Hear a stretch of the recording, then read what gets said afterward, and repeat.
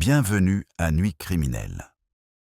Ce soir, nous allons nous plonger dans un mystère tissé de lettres oubliées, de secrets chuchotés et d'une mort si soigneusement dissimulée qu'elle ne s'est révélée que dans le cœur tranquille d'un village bien trop parfait pour être honnête. Avant de commencer, laissez la pièce s'assombrir. Ouvrez votre esprit. Ici, chaque détail compte. Dites-moi dans les commentaires d'où vous écoutez ce soir. Et si cette histoire vous captive, n'oubliez pas de vous abonner pour découvrir d'autres récits sombres et élégants. Installez-vous confortablement, servez-vous une boisson chaude et laissez la nuit dévoiler ses crimes. C'était l'un de ces après-midi où l'air au-dessus de St. Mary Mead semblait s'être arrêté pour réfléchir. L'horloge de l'église venait de sonner 4 heures. Et le dernier carillon résonnait comme s'il ne voulait pas s'éteindre. Les rideaux flottaient légèrement dans la brise légère, transportant le parfum des lilas et du cirage à parquet depuis les fenêtres ouvertes de la High Street. Tout semblait normal, à l'exception peut-être de la lettre qui refusait de rester immobile sur la table du salon de thé Blue Boar. Madame Weatherby fut la première à la remarquer. Elle n'était pas, de nature, une femme curieuse, du moins, pas plus que n'importe qui d'autre dans le village, mais l'enveloppe portait une tache étrange sur le seau, comme un pouce appuyé à la hâte. Le papier était de type ancien, de couleur crème, du genre de celui que l'on achète en boîtes à Noël, mais que l'on utilise rarement.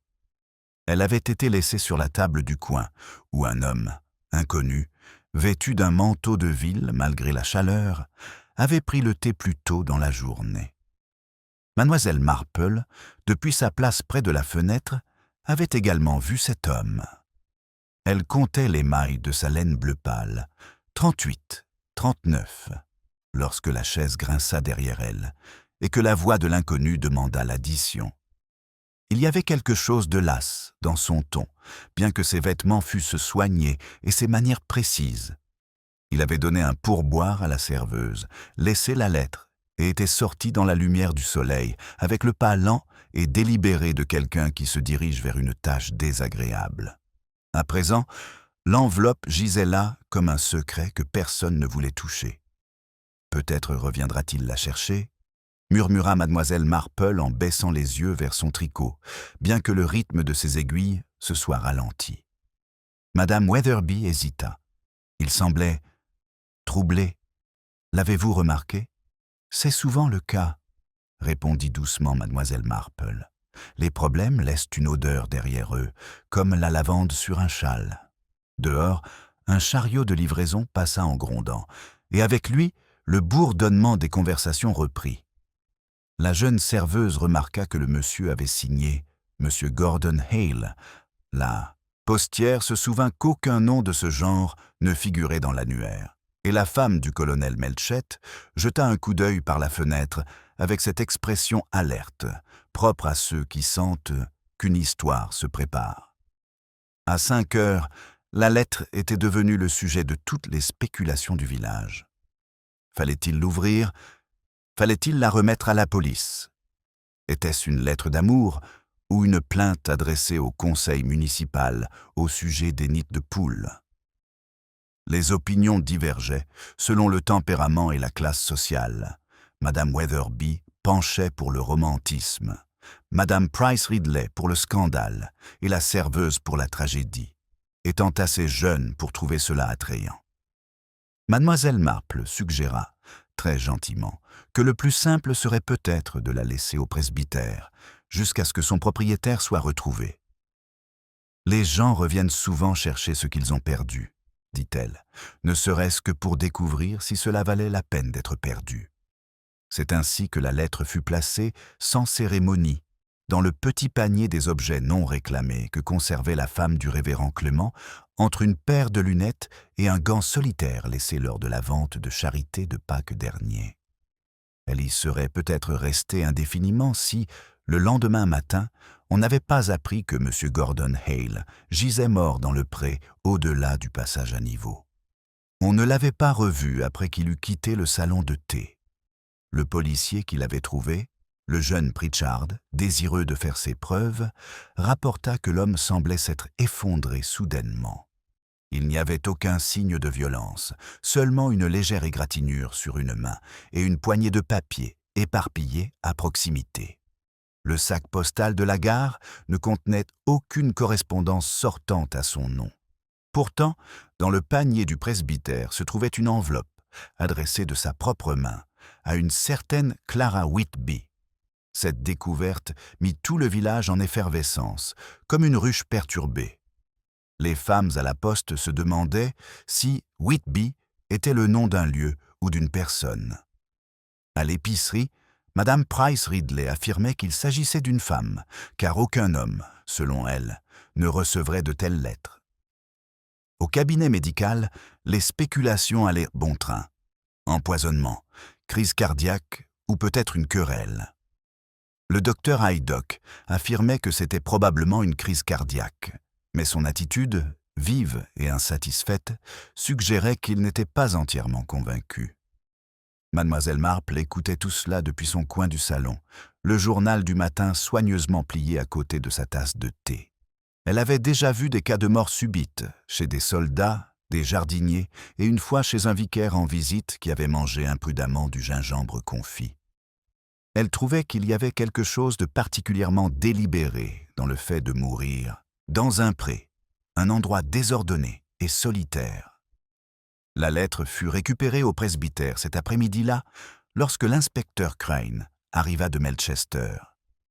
Grand, méthodique et à la voix douce, il manipula l'enveloppe comme si elle risquait de s'effriter entre ses doigts. « Nous l'ouvrirons au poste, » dit-il. « C'est la procédure, Madame Clement. Vous comprenez ?»« Bien sûr, » répondit-elle, bien que ses yeux trahissaient sa déception. C'est juste qu'on ne peut s'empêcher de se demander ce qu'elle contient. Mademoiselle Marple sourit faiblement.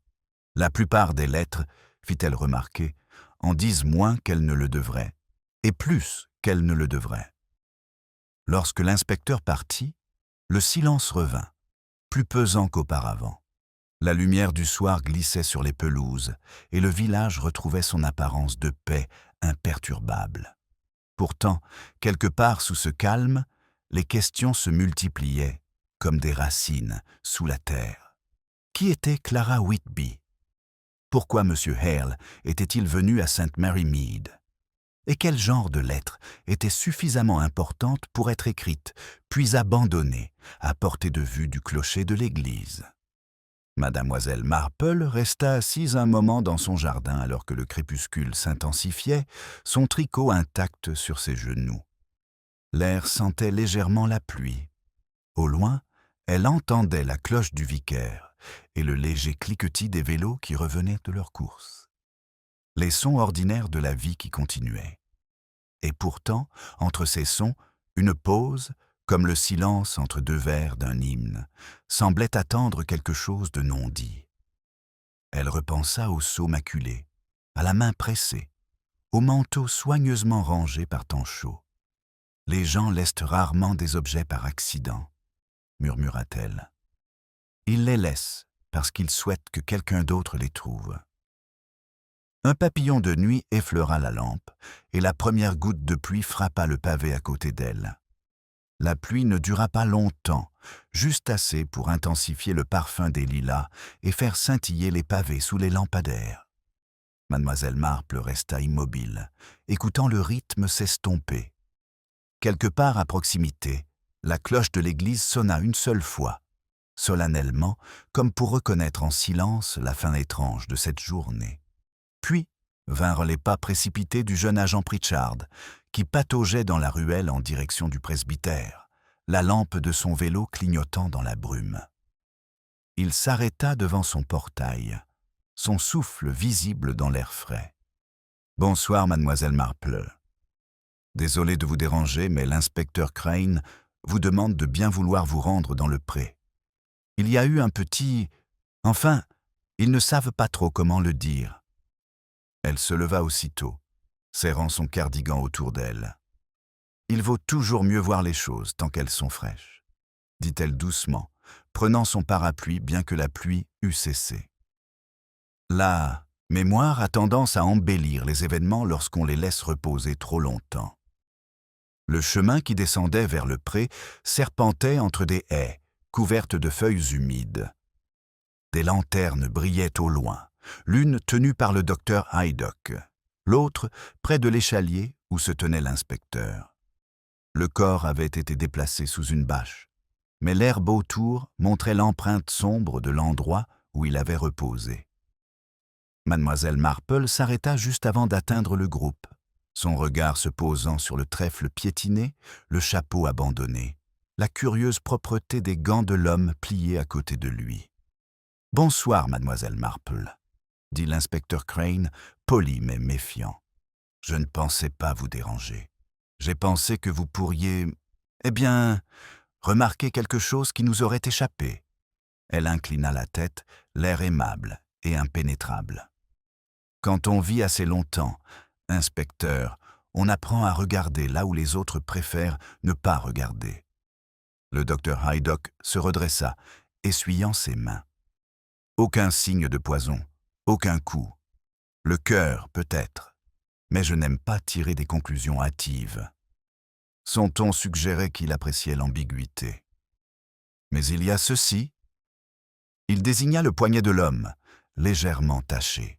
« De l'encre, pas du sang. Peut-être a-t-il écrit cette lettre après tout. » L'inspecteur grogna.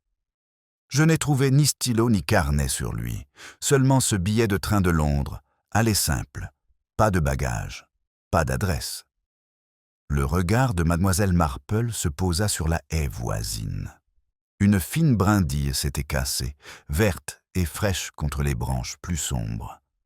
« Il est peut-être passé par là pour éviter la route, » murmura-t-elle, « ou pour rencontrer quelqu'un qui ne voulait pas être vu. »« C'est possible, » dit Crane, bien que sa voix trahît son doute. « Nous en saurons plus quand nous aurons lu cette lettre. Le sergent de la gare l'apportera après le petit déjeuner. » Elle acquiesça, mais ses pensées étaient ailleurs, vers la rangée de cottages au-delà de la prairie, où une fenêtre brillait faiblement. La lumière vacillait comme si quelqu'un à l'intérieur avait tiré un rideau à la hâte. Au matin, le village avait repris ses habitudes, mais le bourdonnement sous-jacent était plus aigu, presque musical dans sa tension. Le garçon du boulanger oublia de siffler. Le camion de lait s'était arrêté plus longtemps que d'habitude devant le bureau de poste. Madame Price Ridley déclara qu'il était scandaleux que des hommes meurent si près du presbytère et à la vue du jardin de mademoiselle Marple. Au bureau de poste, madame Weatherby et le jeune employé discutèrent de l'enveloppe que la police avait emportée. « Je l'ai jeté un coup d'œil, » avoua madame Weatherby. « Seulement le nom, mademoiselle Clara Whitby, je crois. Où était-ce, madame ?» La boucle du C traversait complètement la ligne, comme une fioriture. Mademoiselle Marple, qui se tenait derrière eux en attendant ses timbres, sourit faiblement. Les fioritures, chère madame Weatherby, compensent souvent l'incertitude. Les gens exagèrent leurs lettres lorsqu'ils ne sont pas sûrs de leurs mots. Madame Weatherby cligna des yeux. « Oh, vous pensez que ce n'était pas de sa main ?»« Je pense, » dit mademoiselle Marple, « qu'on peut écrire beaucoup de choses avec sincérité, sans que tout soit vrai. » La remarque se répandit rapidement dans la matinée, comme un courant d'air sous une porte. À midi, la moitié de la paroisse avait décidé que la mystérieuse Clara Whitby avait dû tromper le pauvre homme. À l'heure du thé, elle avait été identifiée, par pure conjecture, comme la fille veuve d'un colonel à la retraite, une gouvernante renvoyée pour inconduite et la défunte épouse d'un représentant de commerce, selon le goût de l'auditeur pour la tragédie. Le seul fait réel émergea de la visite du policier dans l'après-midi. Aucune personne de ce nom ne vivait dans un rayon de 30 kilomètres. Mademoiselle Marple reçut cette information en prenant le thé avec la femme du vicaire. Madame Clement était bouleversée par les ragots, mais néanmoins fascinée. « C'est étrange, vous savez, » dit-elle en remuant le sucre avec une délicate vigueur. « J'ai l'impression d'avoir déjà entendu ce nom. Whitby. Mais où ? Les noms ont tendance à nous revenir 2 fois, observa mademoiselle Marple. Une fois dans l'innocence et une fois dans l'explication. Elles furent interrompues par l'arrivée de l'inspecteur Crane, qui semblait humide et calme. Il portait un dossier et affichait un air de résignation. « Si je peux me permettre, Madame Clement, Mademoiselle Marple, nous avons ouvert la lettre. » La femme du vicaire joignit les mains. « Ah, alors peut-être cela nous dira-t-il à qui ce pauvre homme écrivait. » L'expression de Crane ne promettait rien de satisfaisant. « C'est bref, juste 2 phrases. Vous comprendrez maintenant. Pardonnez-moi de ne pas être venu plus tôt. Signé G.H. » Il hésita. « Pas d'adresse, pas de date au-delà d'hier. » Madame Clement soupira. « C'est terriblement triste. » Mademoiselle Marple se pencha en avant, le regard doux mais intense. « Excusez-moi, inspecteur, mais l'encre était-elle la même que celle de la tache sur le seau ?» Il cligna des yeux. « Je n'avais pas remarqué. Pourquoi ?»« Parce que si ce n'était pas le cas, dit-elle doucement, alors ce n'est peut-être pas lui qui l'a scellé. » Le silence qui suivit était délicat, comme du verre testé pour détecter une fissure. Crane expira lentement. « Vous pensez que quelqu'un d'autre pourrait l'avoir envoyé ou avoir voulu qu'il en ait l'air ?» Les yeux de mademoiselle Marple se posèrent sur la fenêtre, où un groupe de villageois passait en murmurant. « Les gens organisent souvent leur départ avec soin, inspecteur. Mais il y a une différence entre organiser son propre départ et être organisé par quelqu'un d'autre. » L'inspecteur replia la lettre, avec le respect prudent d'un homme manipulant un fil électrique. « Nous allons retracer ses déplacements à Londres. Le personnel ferroviaire se souvient qu'il a acheté un billet hier matin. À part cela, nous n'avons encore rien. » Alors qu'il s'apprêtait à partir, Madame Clement versa une autre tasse de thé, les mains légèrement tremblantes. « C'est terrible, Jane. Tout cela semble tellement absurde. » Mademoiselle Marple répondit doucement. « Il est rare de voir le sens des choses quand on est au milieu, ma chère. Il faut attendre que le schéma se dessine. » Ce soir-là, à la tombée de la nuit, mademoiselle Marple se rendit une nouvelle fois à l'orée du pré. L'herbe avait été coupée court à l'endroit où les policiers avaient fouillé, laissant un cercle pâle comme une cicatrice. Elle remarqua, à moitié caché sous une touffe de trèfle, un morceau de journal, une partie des pages mondaines de Londres. Dans le coin, on pouvait lire une annonce floue. Fiançailles annoncées entre M. Gordon Hale et Mademoiselle Clara Whitby. L'impression était maculée, comme si quelqu'un l'avait manipulée avec des doigts humides. Elle le glissa soigneusement dans son gant, le visage impassible, à l'exception d'une légère ombre de tristesse. Derrière elle, la cloche du presbytère sonnait l'heure, régulière et sereine. La prairie, cependant, ne semblait pas en paix. Un rouge-gorge chanta une fois, puis se tut. Quelque part, une fenêtre se ferma brusquement dans l'obscurité grandissante. Le silence du rouge-gorge persistait comme une question. Mademoiselle Marple se redressa lentement, le bout de journal serré entre ses doigts, ganté. La légère humidité de l'air du soir en avait ramolli les bords, et elle pensa à la facilité avec laquelle la vérité pouvait se dissoudre si elle était laissée trop longtemps entre des mains négligentes. Elle retourna vers le chemin, ses chaussures murmurant sur le gravier humide. Au-delà de la haie, des voix flottaient dans l'air. Le murmure régulier de l'inspecteur Crane et la voix plus aiguë du jeune Pritchard, impatient de faire une découverte. « Là, monsieur, juste là, près de l'échalier. Je pensais que ce n'était peut-être rien, mais mieux vaut prévenir que guérir. » Mademoiselle Marple s'arrêta à côté d'eux. Le policier tenait un petit portefeuille en cuir, trempé et légèrement boueux, dont le fermoir était rouillé. Crane le prit et en examina le contenu à la lumière de sa lanterne.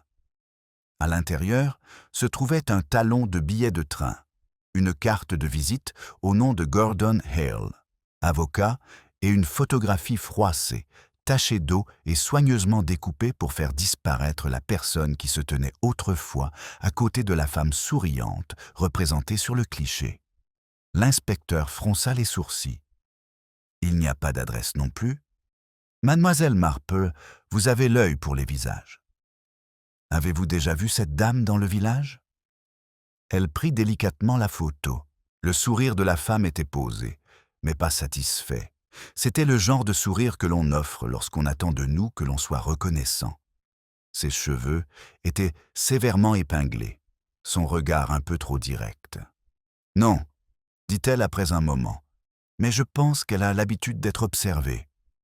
Il y a une différence, vous savez, entre poser et subir un examen minutieux. » Crane eut l'air perplexe. « Vous voulez dire qu'elle a l'habitude d'être regardée ?» « Exactement. Certaines personnes vivent nées sous le regard constant des autres. Cela les rend prudentes, mais pas de la bonne manière. » Il rangea la photo avec un soupir. « Nous la montrerons demain matin. Ce sont peut-être des Londoniens. » J'ai demandé au Yard des informations sur ce Hale. Mademoiselle Marple inclina la tête. Les Londoniens imaginent souvent que les villages sont des refuges sûrs pour leurs secrets. Je n'ai jamais compris pourquoi. Les hommes rirent doucement, et le moment passa, mais le malaise persista. Le lendemain, la nouvelle de la photo s'était répandue plus vite que les faits ne le permettaient.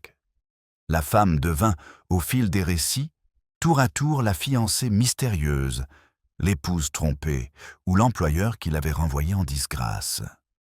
Mademoiselle Hartnell affirma même se souvenir d'une Madame Whitby, qui avait séjourné au Crown il y a des années, une dame avec trop de bagages et trop peu de modestie. Mademoiselle Marple soupçonnait que ce souvenir avait été emprunté en bloc à un roman, mais elle ne le dit pas. L'inspecteur Crane arriva en fin de matinée, l'air plus fatigué. Aucune trace de Hale en dehors d'un modeste cabinet d'avocat à Bloomsbury. Le greffier dit qu'il se comportait bizarrement ces dernières semaines, l'air distrait, comme s'il attendait une mauvaise nouvelle. Aucune trace de mademoiselle Whitby dans leur correspondance. Il marqua une pause, jetant un coup d'œil autour du salon du presbytère où mademoiselle Marple était assise, en train de raccommoder une manche pour madame Clement. « Puis-je vous demander, mademoiselle Marple, ce que vous pensez de cette histoire de lettres et de coupures de journal? Une coïncidence ?» Mademoiselle Marple sourit faiblement.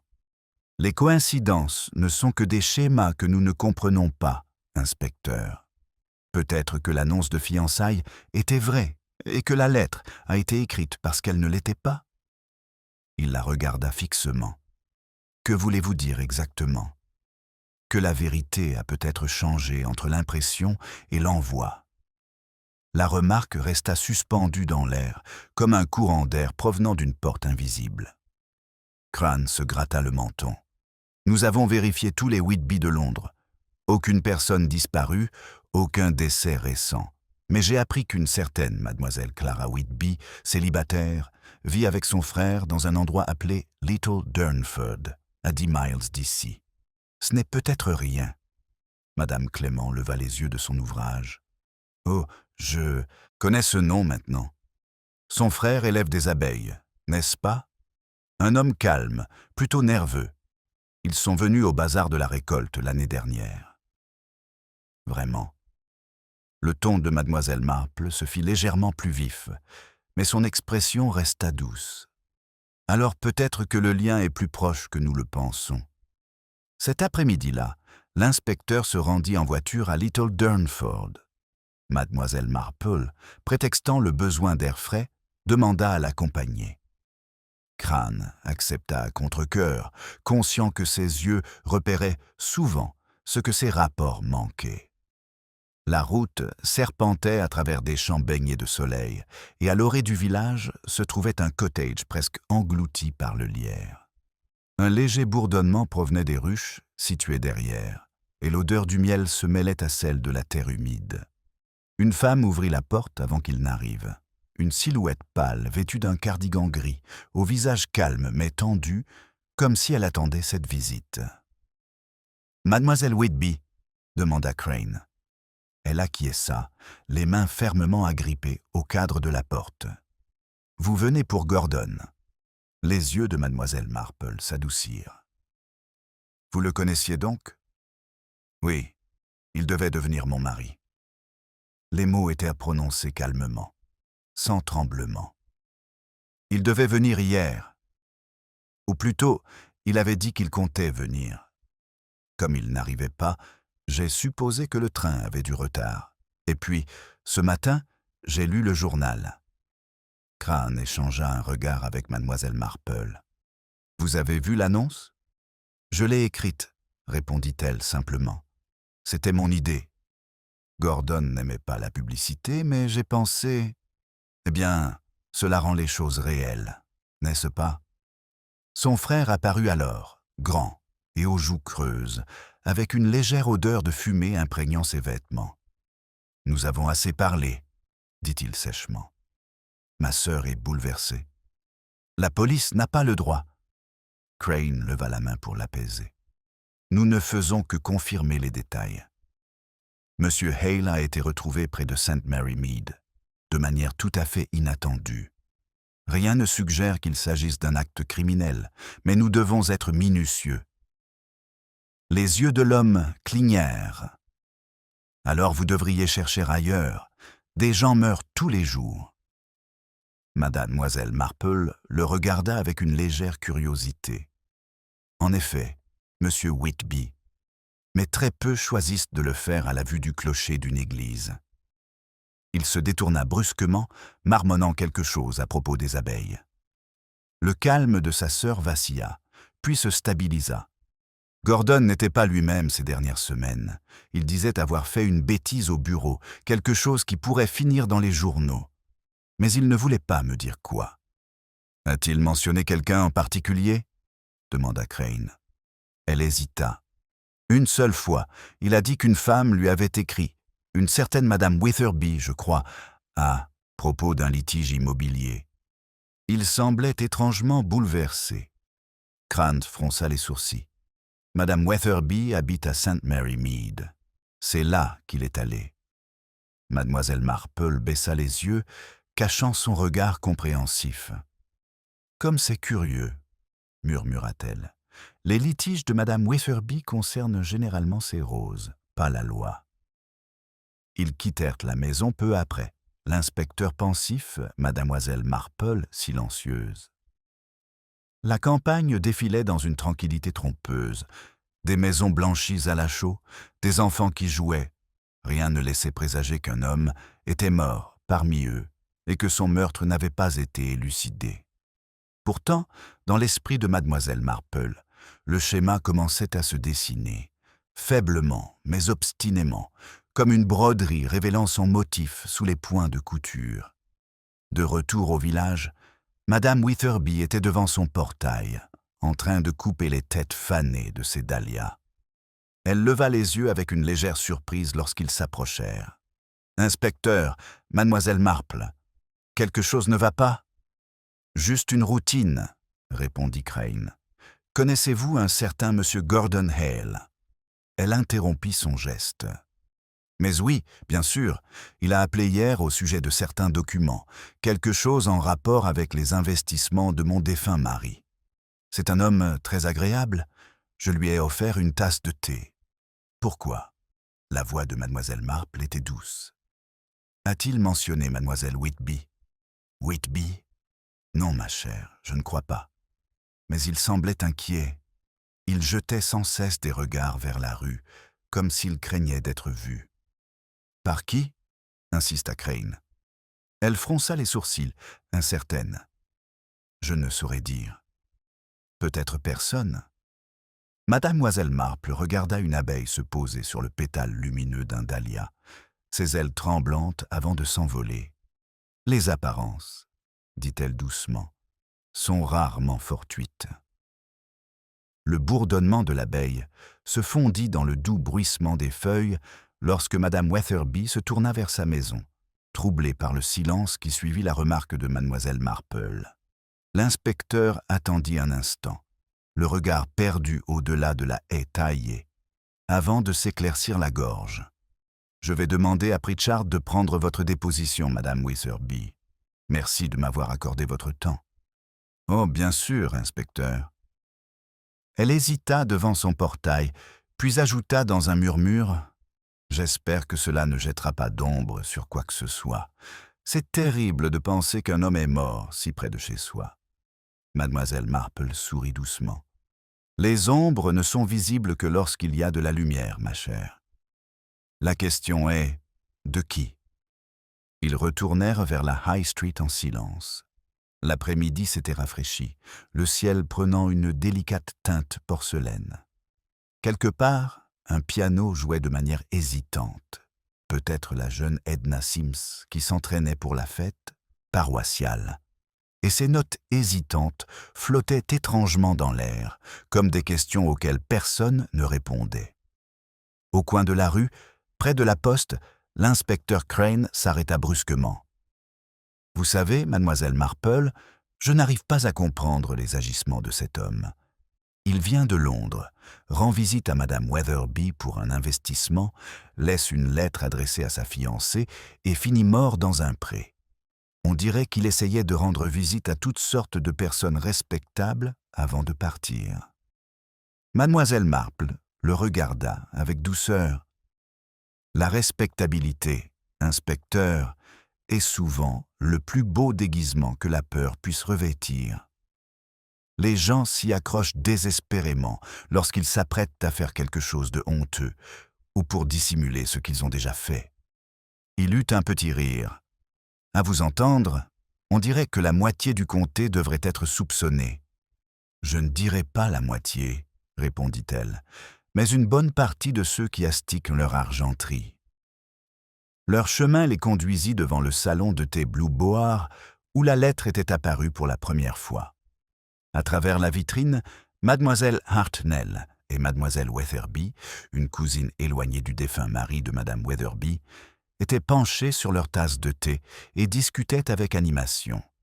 La serveuse leva les yeux nerveusement lorsque mademoiselle Marple entra, suivie de l'inspecteur. « Oh, bonjour, mademoiselle Marple. Vous êtes de retour. Je disais justement à madame Hartnell que c'était étrange que ce monsieur ait laissé son journal derrière lui. »« Son journal ?» Crane se retourna rapidement. « Quel journal ?»« Celui qu'il lisait, monsieur, plissé avec soin, juste à l'endroit où il était assis. Je pensais que la police l'avait emporté, mais il est resté sur le comptoir depuis hier. » Elle sortit un journal municipal mince, du genre de ceux vendus dans les kiosques des gares. Crane l'ouvrit et fronça les sourcils. Dans la page financière, un petit article avait été marqué au crayon. Une annonce indiquant que le cabinet d'avocats, Hale & Denham, avait été dissous d'un commun accord. Il la lut à haute voix, le front plissé. Il avait donc perdu son partenariat. Denham doit être l'autre homme. Pritchard a dit que l'employé de bureau n'avait mentionné aucune querelle, mais... Les employés remarquent rarement les querelles, dit doucement mademoiselle Marple. Ils voient là les tempéraments, pas les motifs. Crane la regarda avec intérêt. Vous pensez qu'il y avait des problèmes entre eux? Elle plia soigneusement ses gants. Je pense, inspecteur, que M. Hale croyait avoir commis quelque chose d'impardonnable et que quelqu'un d'autre savait qu'il n'en était rien. L'inspecteur l'observa un instant, mi-amusé, mi-inquiète. Vous suggérez que sa culpabilité était injustifiée. Ou encouragée, dit-elle. Il y a une différence. Ils quittèrent le salon de thé avec le papier dans la poche de Crane et se dirigèrent vers l'église. Le chemin contournait le jardin du presbytère, où la femme du vicaire cueillait des fleurs pour l'autel. Elle lança joyeusement. « Des nouvelles, Jane ?» Mademoiselle Marple sourit faiblement. Seulement que la mort, comme le péché, semble s'améliorer avec la discussion. Madame Clément eut un petit rire surpris. « Oh, ma chère, vous êtes méchante. »« Seulement observatrice, » dit mademoiselle Marple, et ses yeux suivirent deux enfants qui sautaient à la corde dans la ruelle, leur chant s'élevant au rythme des tours de corde. « Écris une lettre, scelle-la bien, confie ton secret tard dans la nuit. » Les mots s'estompèrent lorsqu'ils tournèrent au coin de la rue. Ce soir-là, l'inspecteur se rendit au Crown Inn, où un voyageur de commerce affirmait avoir vu un homme correspondant à la description de Hale parler avec un autre homme 2 nuits avant le décès. Un homme soigné, moustachu, aux cheveux foncés, qui ressemblait à un avocat. Ils discutaient dans un coin, calmement mais vivement. Puis l'homme de la ville est parti en colère. L'autre est monté à l'étage juste après. Crane prit des notes d'un air sombre. « Denham, très probablement. Nous allons le retrouver. » Pendant ce temps, Mademoiselle Marple était assise près du feu, réfléchissant à tous les fragments accumulés au cours de la journée. Une photo déchirée, une lettre inachevée, un partenariat dissous, une fiancée nerveuse et une femme qui insistait pour tailler des roses, tout en discutant de la mort. Chacun de ces éléments semblait ordinaire en soi, mais ensemble, ils formaient quelque chose de légèrement anormal, comme une mélodie qui ne revenait jamais à sa tonalité. À 8h30, on frappa à sa porte. C'était le docteur Haydock, vif comme toujours, son chapeau à la main. « Bonsoir, mademoiselle Marple. J'ai pensé que vous aimeriez savoir que les résultats de l'autopsie sont arrivés. Ce n'est pas le cœur, après tout. Des traces de morphine administrées dans l'heure qui a précédé le décès. » Elle interrompit son tricot. « De la morphine ?» Il acquiesça d'un air sombre. « Assez pour le tuer, mais doucement. Aucune lutte, aucun signe de résistance. Il aurait pu se l'injecter lui-même ou la verser dans une boisson. »« Ou dans le thé, » dit mademoiselle Marple doucement. « Exactement. » Le docteur l'observa. « Vous pensez à madame Weatherby ?»« Je pense, » répondit-elle, « que le chagrin et la culpabilité forment un curieux mélange, docteur. Surtout chez les personnes qui confondent l'un avec l'autre. » Il partit peu après, laissant mademoiselle Marple seule avec ses pensées. Dehors, la pluie recommença à tomber, tambourinant lentement contre les vitres. Elle se leva et se dirigea vers la fenêtre. De l'autre côté de la ruelle, une lumière brillait tardivement dans le bureau du presbytère. La faible lueur lui rappela le sceau de la lettre, l'empreinte floue d'un pouce appuyé à la hâte. Le lendemain matin, de nouvelles rumeurs circulaient. Mademoiselle Hartnell annonça que madame Weatherby était alitée pour cause de nerfs. Le garçon de la pharmacie affirma quant à lui qu'elle avait commandé des somnifères la veille du décès de M. Hale. Lorsqu'on lui demanda qui les avait récupérés, il répondit que c'était sa femme de chambre, une jeune fille timide nommée Lily Crane, sans aucun lien avec l'inspecteur, bien que la coïncidence des noms ait suffi à amuser le village pendant des heures. Mademoiselle Marple trouva la jeune fille cet après-midi-là près du parc, en train de donner des miettes au canard. Elle était pâle et tordait un mouchoir entre ses mains. « Je ne voulais pas faire de mal, madame, » dit-elle, avant que mademoiselle Marple n'ait eu le temps de parler. Elle a dit que c'était pour ses maux de tête, mais j'ai vu le flacon. Il était clairement marqué « morphine ». A-t-elle semblé troublée lorsque vous le lui avez donné ? Demanda gentiment mademoiselle Marple. Lily acquiesça, comme si elle priait et avait peur à la fois. Elle m'a dit que M. Hale avait été gentil avec elle autrefois, il y a longtemps, avant qu'elle n'entre en service. Il lui avait dit qu'il se souviendrait d'elle, mais il ne l'a jamais fait. Un vent froid souleva les cheveux de la jeune fille, tandis que mademoiselle Marple regardait vers la prairie lointaine. Les nuages se dissipaient, laissant passer des rayons de lumière sur les champs. « Les gens confondent souvent la gratitude et l'amour, Lily, » dit-elle doucement. « Cela mène au même chagrin, bien que d'une nature différente. » La jeune fille renifla et se détourna, les épaules tremblantes.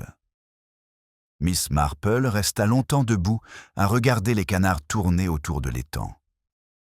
Dans le reflet ondulant du ciel, elle aperçut brièvement l'image déformée de son propre visage, à la fois familier et étrange, bienveillant mais marqué par le poids de la connaissance.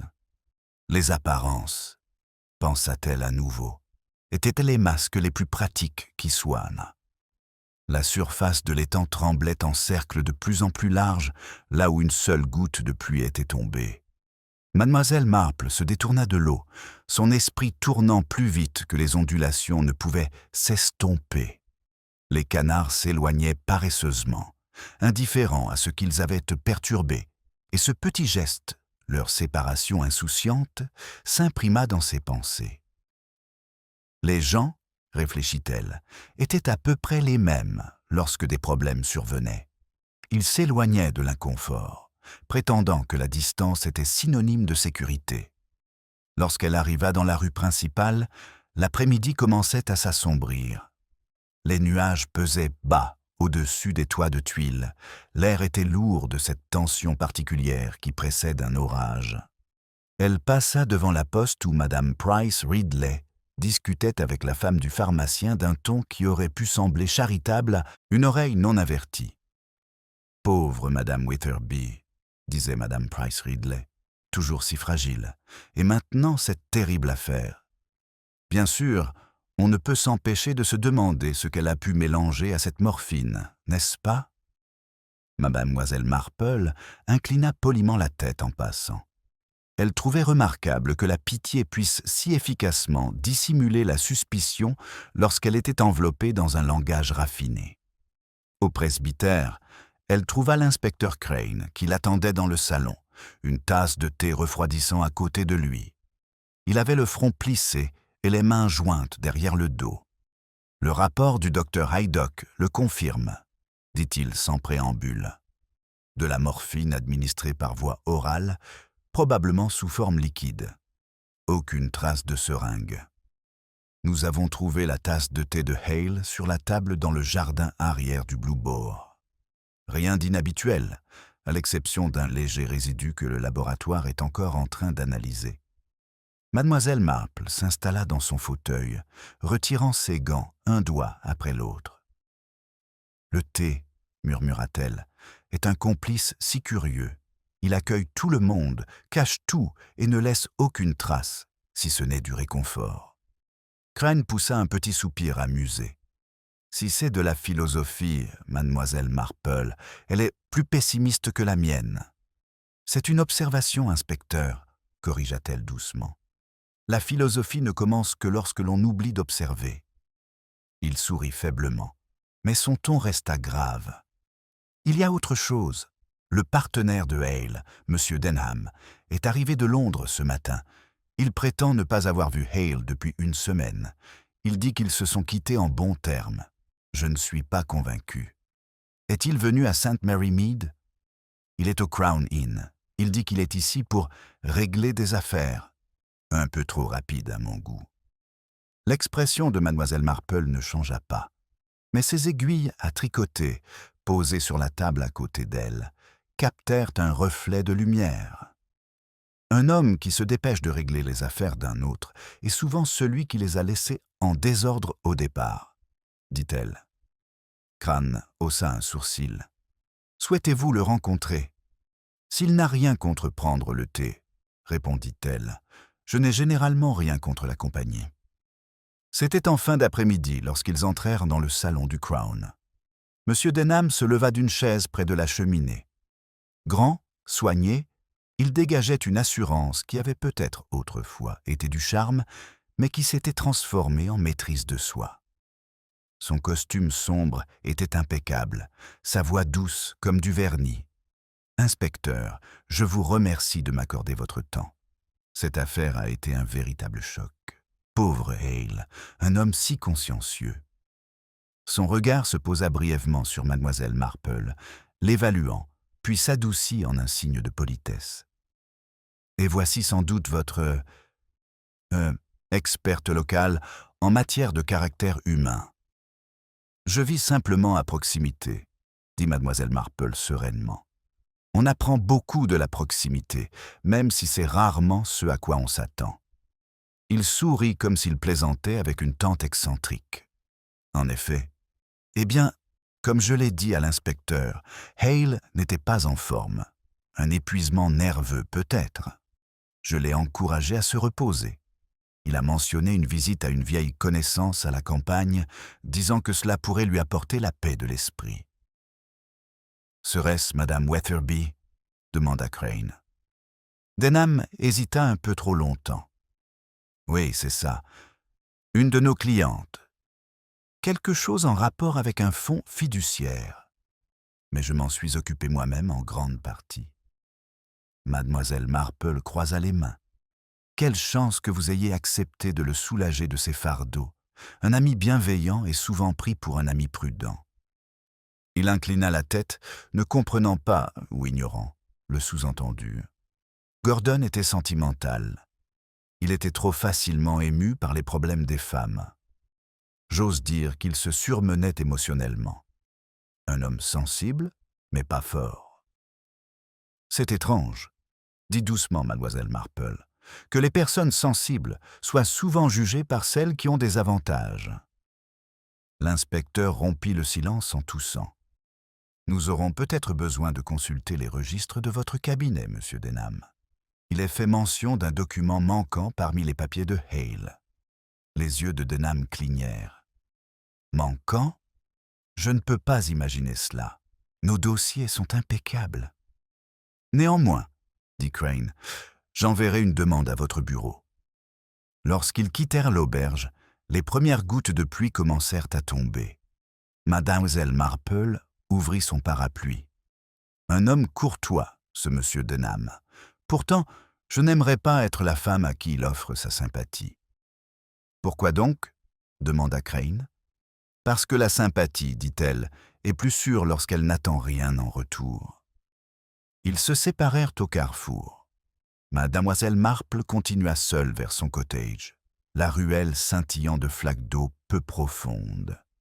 Les lampadaires s'allumaient un à un, ouvrant leurs 12 yeux dorés dans le crépuscule. À travers la fine brume, elle aperçut la maison de Madame Weatherby. Les rideaux tirés, une seule fenêtre faiblement éclairée. Quelque part dans ce silence, la vérité attendait, peut-être pas cachée, mais soigneusement réarrangée. Dans son salon, elle posa le parapluie humide près du feu et ressortit le bout de journal. L'encre s'était encore estompée, mais le titre annonçait toujours les fiançailles de M. Gordon Hale et de Mademoiselle Clara Whitby. Une annonce officielle, si délibérément optimiste qu'elle semblait désormais cruelle. Elle la posa à côté de sa tasse et regarda la vapeur s'élever. Quelques instants plus tard, on frappa à la porte. C'était Madame Clement, le visage pâle à cause d'une nouvelle. « Jane, avez-vous entendu ? La femme de chambre de Madame Weatherby a disparu. Elle a fait ses valises et est partie avant l'aube, sans prévenir personne. » Mademoiselle Marple plissa légèrement les yeux. « Lily Crane. »« Oui. » L'inspecteur est furieux. Il pense qu'elle a peut-être pris quelque chose. Mademoiselle Marple se leva, son châle glissant de ses épaules. C'est les gens qui s'enfuient emportent rarement ce qui compte.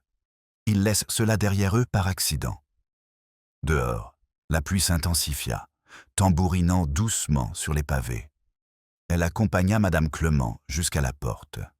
La cloche du presbytère sonna 7 heures, sa sonorité creuse dans l'air humide. Elle avait peur, dit Mademoiselle Marple, presque pour elle-même.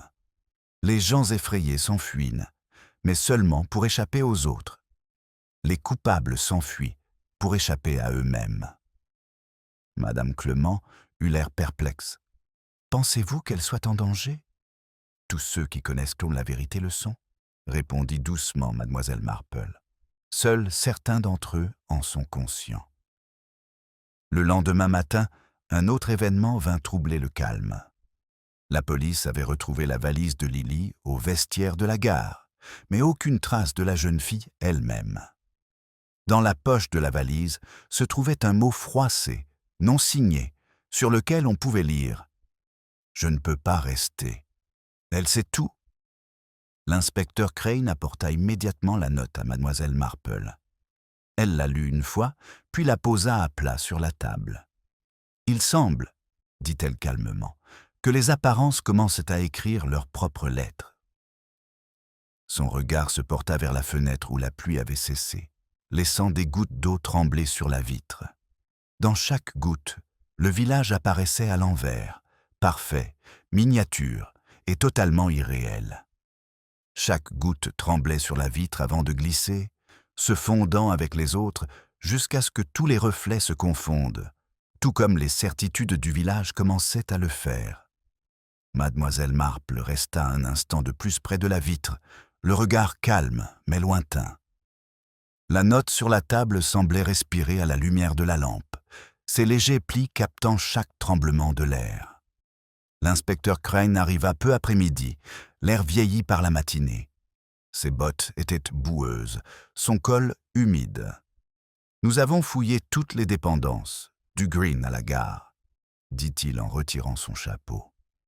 Aucun signe de la jeune fille, mais quelqu'un a vu une jeune femme monter dans le camion de lait tôt le matin en direction de Melchester.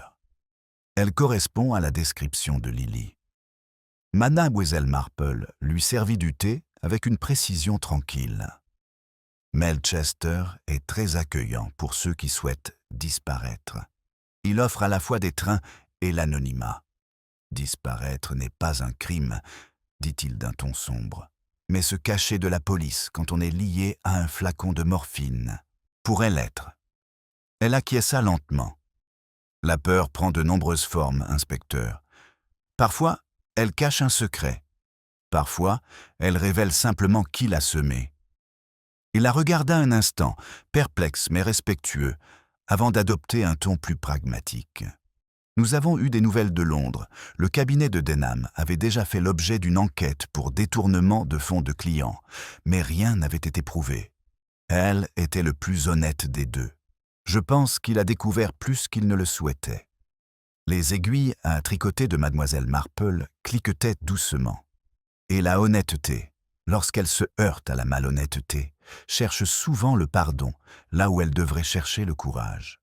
« Vous pensez qu'il a confronté Denham ?»« Je pense, dit-elle, que la culpabilité était répartie de manière inégale.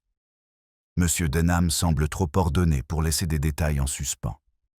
Monsieur Hale, en revanche, est devenu l'un d'entre eux. » Crane expira, mi-soupir, mi-aveu d'incertitude. « Nous continuerons à creuser. L'enquête du coroner aura lieu demain.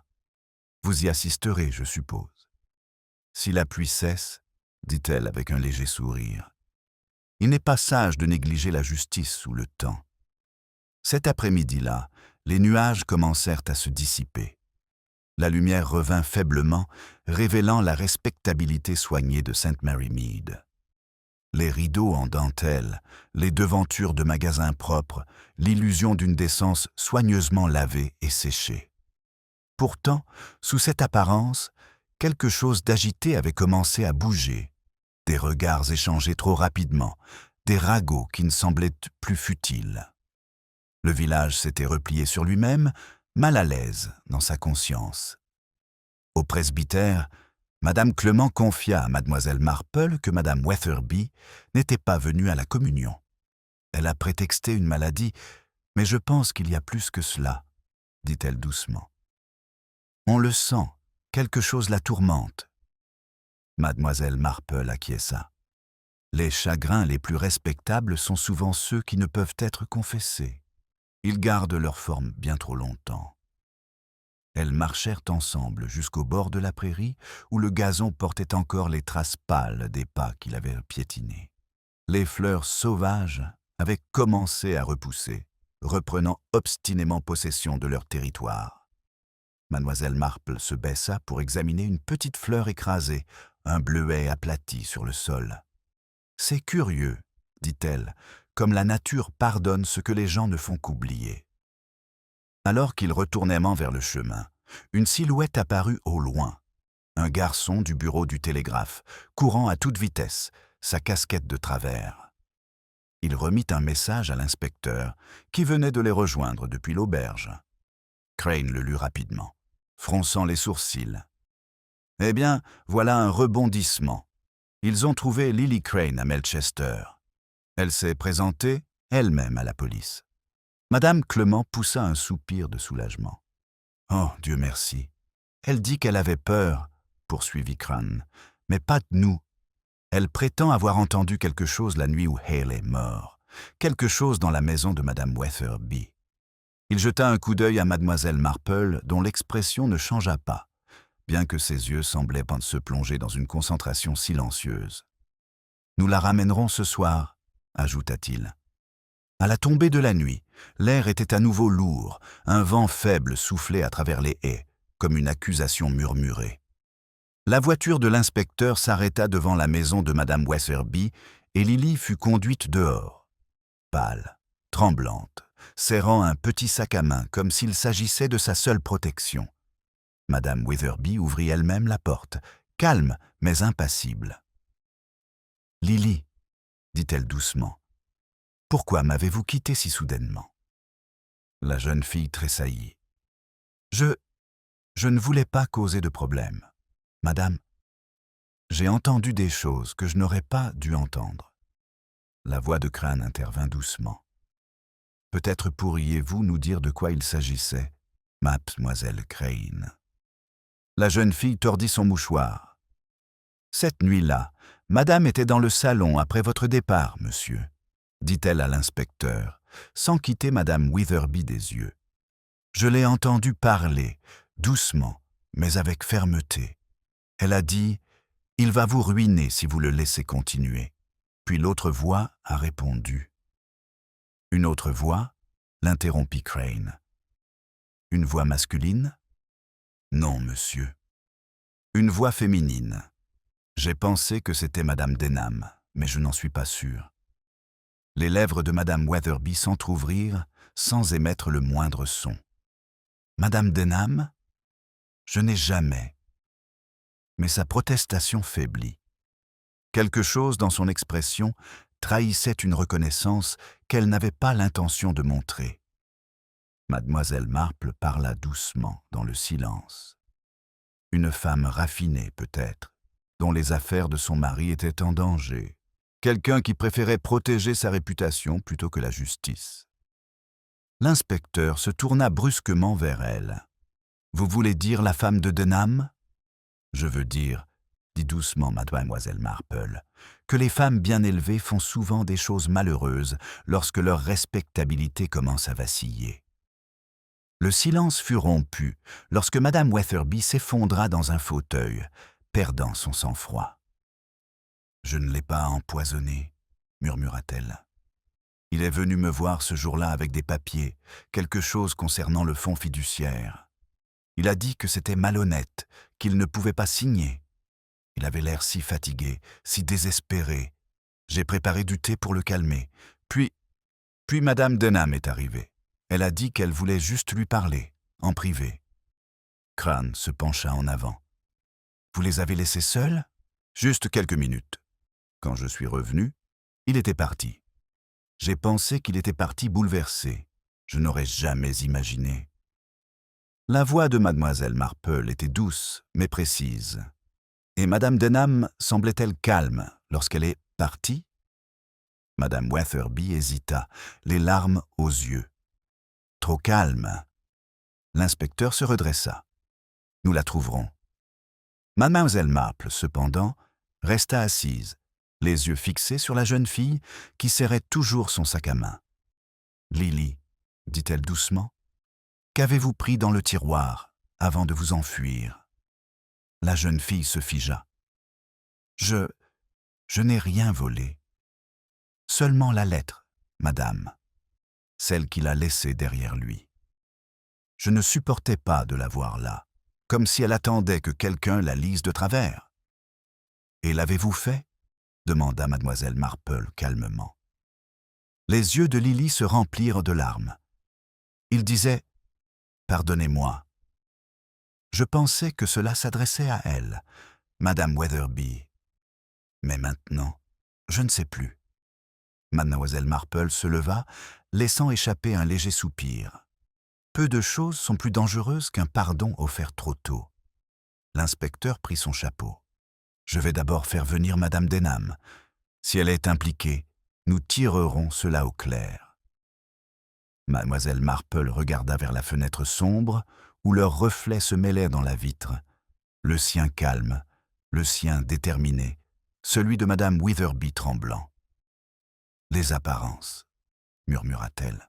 « Aime tant la compagnie. » Les reflets tremblaient dans la fenêtre sombre, tandis que la voiture de l'inspecteur les ramenait vers le presbytère.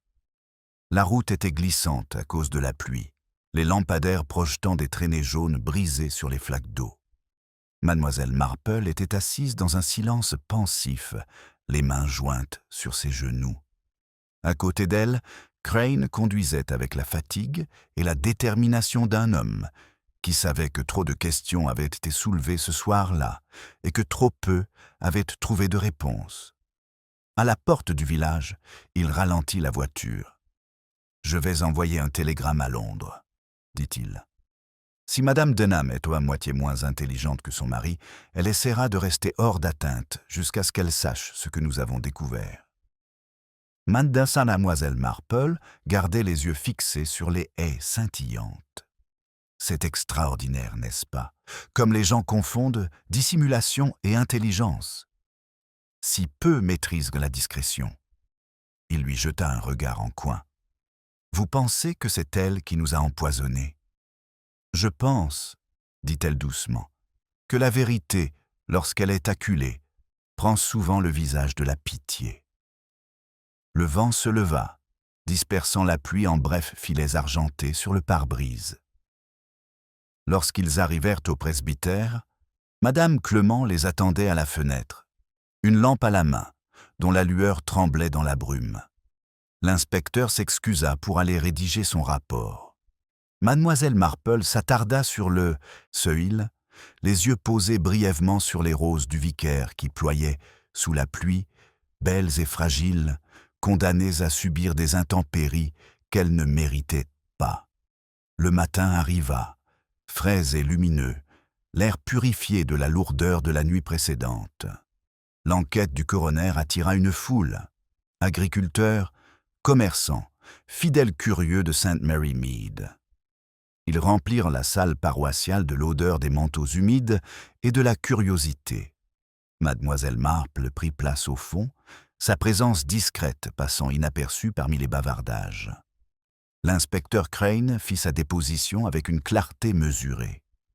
Le docteur Haydock suivit, décrivant l'action lente et silencieuse de la morphine sur le corps.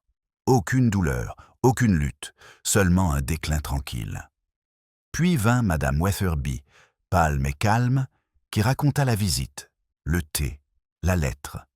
Ses mains tordaient un mouchoir en dentelle qui avait appartenu à sa mère. Le coroner demanda doucement « Êtes-vous certaine, Madame Wetherby, que vous n'avez pas administré le médicament ?» Elle hésita, les yeux brillants. « Certain. » Personne n'est jamais certain de quoi que ce soit une fois que les morts commencent à nous accuser par leur silence. Un murmure parcourut la foule. Le regard de Mademoiselle Marple, cependant, n'était pas fixé sur Madame Wetherby, mais sur la petite table d'exposition devant le banc où se trouvaient les objets retrouvés sur Hale, le portefeuille, le journal plié, et à côté, une petite cuillère à café en argent soigneusement enveloppée dans un mouchoir en papier. Lorsque le coroner la souleva pour l'enregistrer, sa surface refléta la lumière. Un léger résidu adhérait près du bol, bleu-gris sur le fond brillant. Le docteur Haydock confirma qu'il contenait des traces de solution de morphine. « Probablement mélangé à du thé ?» dit-il. Une femme assise près de l'avant poussa un petit cri. C'était mademoiselle Hartnell, toujours avide de drame. Mais sa réaction fit bouger quelque chose dans l'esprit de mademoiselle Marple. Un fil se détacha enfin. Elle se souvint soudain clairement que mademoiselle Hartnell était au Blue Boar, le jour où Hale était mort, s'agitant au sujet de la force de son thé et insistant pour en avoir une nouvelle tasse, parce que, comme elle l'avait dit d'un ton plutôt sec, cette cuillère sent le cirage. Le coroner conclut la séance par un verdict de « mort par empoisonnement, circonstance incertaine ». La salle se remplit de murmures et de spéculations, tandis que la foule se dispersait. Crane s'approcha de mademoiselle Marple près de la porte. « J'ai vu ce regard, dit-il doucement. Qu'est-ce qui a attiré votre attention ?» Elle sourit, le regard lointain. « Une cuillère, inspecteur, et le souvenir du sens aigu de la propreté d'une femme. Vous voyez, ici, à St. Mary Mead, nous rangeons tout jusqu'à ce que la culpabilité ressemble à de l'entretien ménager. » Il fronça les sourcils. « Vous voulez dire que quelqu'un a trafiqué la tasse avant que Hale ne la boive ?»« Je veux dire, dit-elle doucement, que la différence entre servir du thé et servir sa conscience dépend souvent de qui choisit la cuillère. » Plus tard, dans le calme de l'après-midi, elle se rendit seule au salon de thé. La jeune serveuse essuyait les tables. Ses gestes étaient vifs, mais nerveux. « Oh, mademoiselle Marple, vous allez trouver tout cela horrible, » dit-elle en posant un chiffon humide. « La police est revenue ce matin pour demander qui était assis où. Je leur ai dit, Monsieur Hale dans le coin, Madame Witherby près de la fenêtre plus tard, et cette dame de Melchester, celle avec les perles, elle s'est arrêtée juste avant la fermeture. »« Celle avec les perles ? » ?»« Oui, madame, grande, blonde, avec des gants. Elle a signé le registre sous le nom de Madame D. » Le regard de mademoiselle Marple s'adoucit. « Je suppose qu'elle était très polie. »« Ah oui. Elle a demandé à voir le gérant, disant qu'elle avait oublié son écharpe mardi. Mais nous ne l'avions jamais vue auparavant. » Lorsque mademoiselle Marple quitta le salon de thé, la ruelle semblait plus calme que d'habitude. Une charrette passa, ses roues murmurant sur la route humide. Elle s'arrêta à la porte du cimetière, où la tombe fraîchement creusée de Gordon Hale reposait sous une modeste couronne. Le ruban qui la recouvrait flottait légèrement. Elle se pencha pour mieux voir. La carte épinglée sous le nœud disait « Avec toute notre sympathie » de la part de A.D. Les initiales étaient écrites d'une main ferme et élégante, habituée à la correspondance juridique. Au crépuscule, elle trouva l'inspecteur Crane qui l'attendait sur le chemin menant à son cottage. « Nous avons retrouvé la voiture qui s'est arrêtée au Blue Boar cet après-midi-là, » dit-il. « Elle appartenait à la femme d'Albert Denham. Elle est retournée à Londres le soir même. » Miss Marple resta impassible, mais son tricot s'immobilisa sur ses genoux. « Je me demande si elle est repartie avec une cuillère à café en moins, » dit-elle. L'inspecteur cligna des yeux. « Vous pensez qu'elle l'a emportée avec elle ?»« Je pense, » murmura mademoiselle Marple, « qu'elle a emporté bien plus que cela. On peut emballer ses remords aussi facilement que des bijoux si on les plie soigneusement. » Il l'observa longuement. « Vous semblez presque avoir pitié d'elle. » Mademoiselle Marple sourit faiblement. « Désolée, oui, mais jamais surprise. En fin de compte, inspecteur, les gens empoisonnent rarement pour gagner quelque chose. Ils empoisonnent pour préserver une histoire qui ne peut être racontée. » Une brise agita les rideaux. La dernière lueur disparut du jardin, ne laissant que le scintillement de la rosée sur les feuilles de rose. Mademoiselle Marple les regarda distraitement. « Encore les apparences, » murmura-t-elle. « Toujours le plus habile des menteurs. » Et quelque part, au-delà de la haie, invisible dans le crépuscule, un moteur de voiture démarra, silencieusement, comme pour ne pas déranger le village. Le murmure du moteur s'éloigna dans l'allée. Une intrusion polie, avalée par les haies et le crépuscule. Mademoiselle Marple resta un instant à sa fenêtre, réfléchissant au léger frémissement que ce bruit avait laissé dans ses pensées. Un village apprenait à cataloguer les bruits.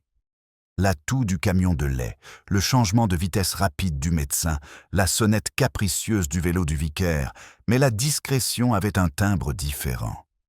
La discrétion donnait toujours l'impression de vous rendre service. Un coup à la porte, suivi, mesuré, officiel. L'inspecteur Crane se tenait sur le perron, chapeau à la main, la pluie assombrissant ses épaules. « Un message de Melchester », dit-il. « La femme de Denham admet être passée par St. Mary Mead hier après-midi. Elle dit qu'elle s'est seulement renseignée au sujet d'une écharpe égarée. Et avant que vous ne le disiez, oui, cette histoire ne correspond à aucun des horaires que nous avons. Les histoires d'écharpes correspondent rarement, répondit mademoiselle Marple en le faisant entrer. Elles battent au vent et ne couvrent jamais ce qu'elles prétendent réchauffer.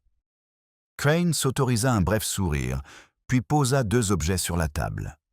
Une carte soignée portant l'inscription en relief « A. Denham », la même écriture ferme que sur la couronne, et un paquet en papier brun, ficelé, légèrement humide au coin. « Livré à la gare pour moi », dit-il. Pas d'adresse de retour. Il coupa la ficelle. À l'intérieur, enveloppée dans du papier de soie, se trouvait une cuillère à café en argent. Sa surface polie brillait.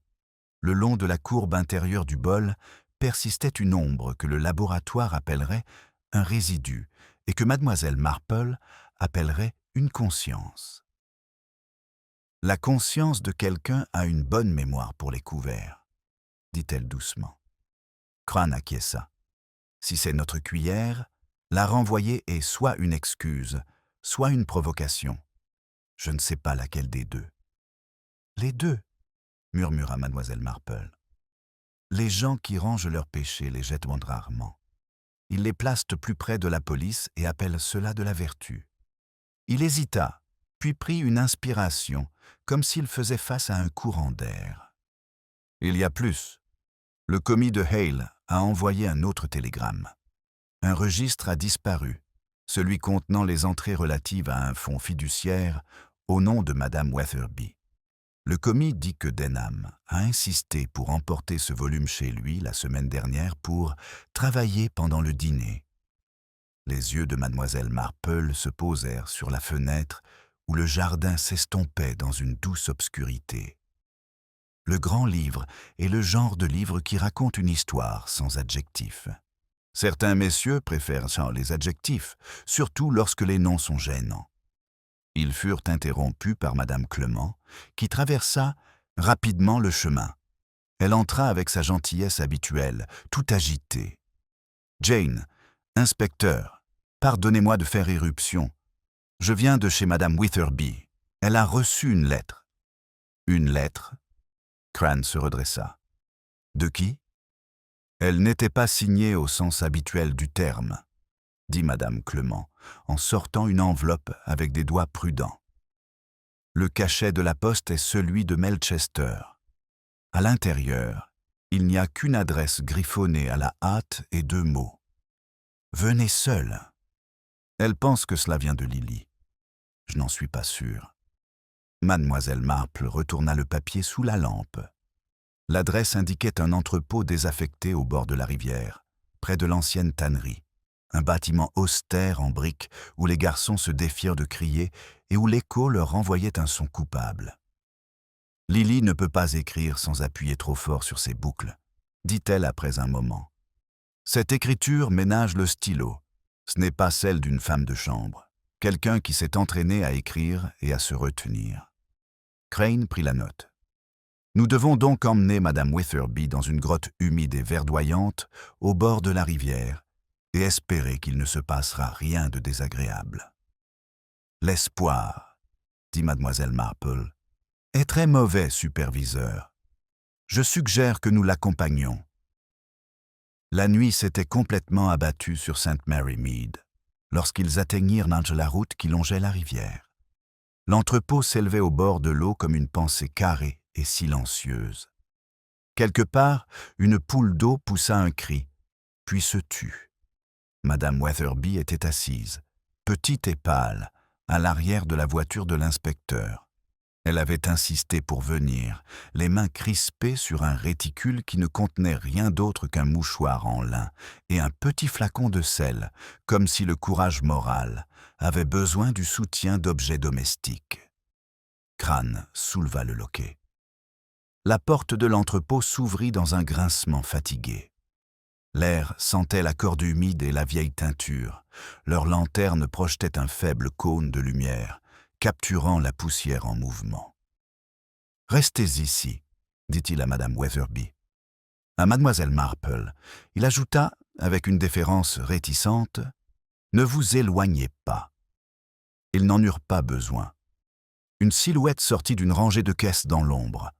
Lily Crane, tremblante, mais calme, les yeux écarquillés dans le halo de la lanterne. « C'est moi qui l'ai écrit », murmura-t-elle aussitôt, anticipant les accusations. « Seulement, mademoiselle Whitby m'a dit quoi écrire. » « Mademoiselle Whitby ?» Madame Witherby porta la main à sa bouche. « Vous voulez dire Clara ?» Lily acquiesça. « Elle est ici. » Une autre silhouette bougea, prudemment, puis s'avança. Une femme au visage sans artifice et à l'assurance qui rendait tout artifice inutile. Elle n'était pas jolie au sens ordinaire du terme, mais elle dégageait une intégrité patiente qui transformait la lumière dans la pièce. « J'ai demandé à la jeune fille de vous amener, » dit-elle d'une voix basse et posée.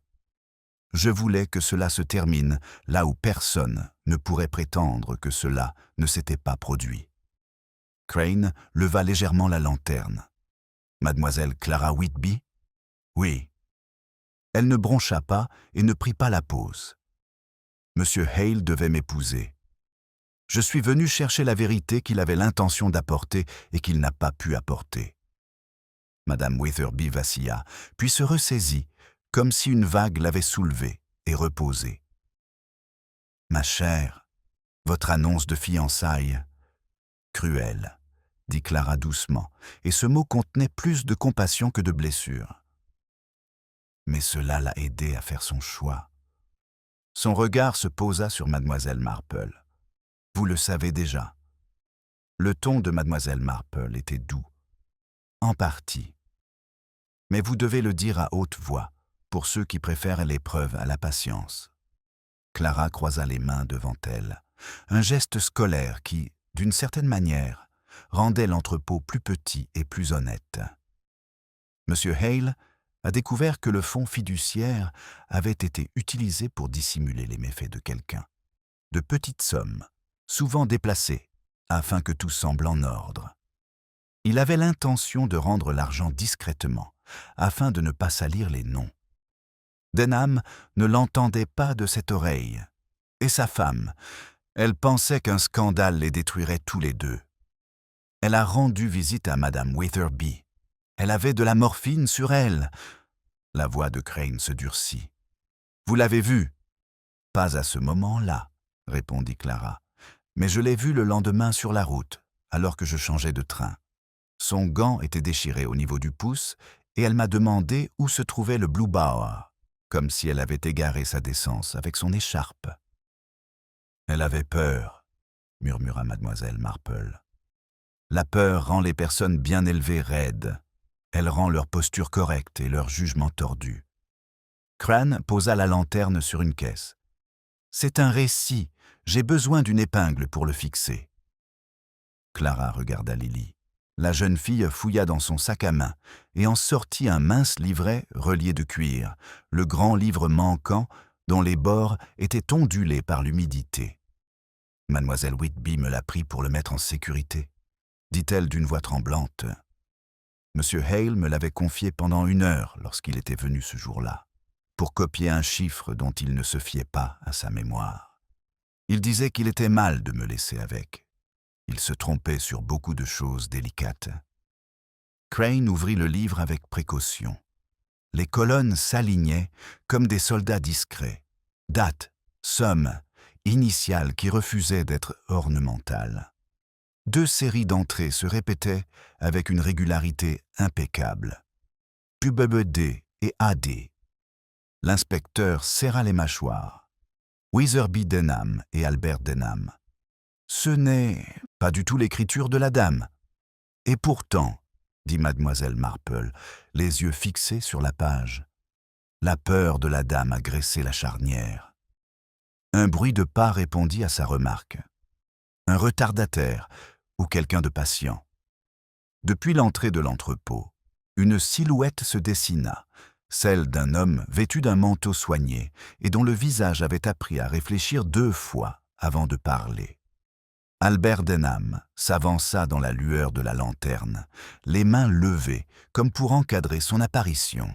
« Je suggère, dit-il aimablement, que nous fassions tous attention. Un mot imprudent dans un endroit comme celui-ci, et la rivière sera amenée à juger. » Madame Wetherby poussa un petit cri. Lily s'agrippa au grand livre. Clara se redressa simplement, comme si elle récitait une leçon et que la précision était importante. Crane s'interposa entre Denham et les femmes, d'une voix calme. « Vous allez venir avec moi, monsieur Denham. Il vaut mieux rester calme. » Le sourire de Denham ne changea pas. Pour quel motif avoir lu dans une mauvaise lumière? Son regard se posa sur mademoiselle Marple, presque courtois. « Je vois, madame, que vous préférez les histoires au titre simple. Malheureusement, la police du comté préfère les chapitres. » Mademoiselle Marple le regarda comme on regarderait une nappe tachée, sans malice, mais avec l'intention de la laver. Les histoires ne se soucient pas des chapitres, monsieur Denham. Elles se soucient des omissions. Il fit un pas de plus dans la pièce. Si un registre avait disparu, il avait été retrouvé. Si un homme était mort, il était mort sans protester. Nous ne pouvons pas nous flatter de penser que les motifs alourdissent les cadavres. « Au contraire, dit mademoiselle Marple, et sa voix, bien que douce, devint très claire.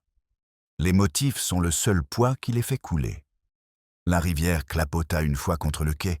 Dans le silence, cela ressemblait à un souffle retenu. Les mains de Denham s'abaissèrent le long de son corps, non pas en signe de capitulation, mais plutôt pour se réorganiser, comme on déplace une chaise dans un salon pour cacher un nœud dans le tapis. Crane raidit les épaules, se préparant à prononcer les mots formels.